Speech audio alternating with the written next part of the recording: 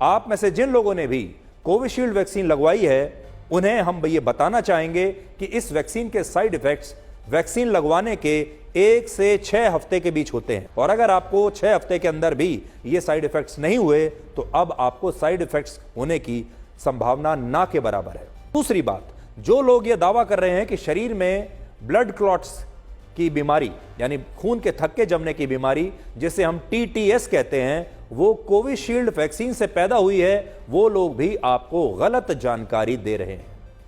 सच ये है कि टीटीएस नाम का ये सिंड्रोम 100 वर्ष से भी ज्यादा पुराना है और पहली बार वर्ष 1924 में एक 16 साल की लड़की को यह बीमारी पहली बार हुई थी।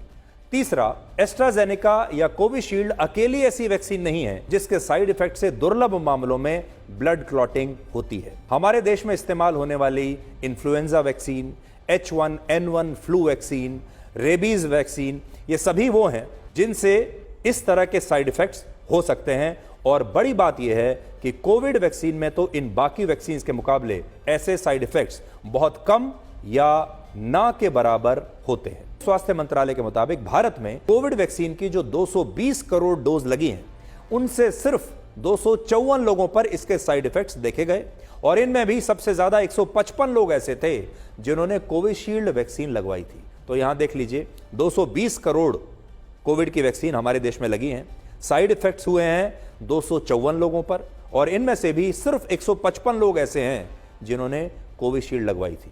मैं आपके सामने एक उदाहरण खड़ा हूं, मैंने भी कोविशील्ड ही लगवाई थी, और एक नहीं बल्कि 3।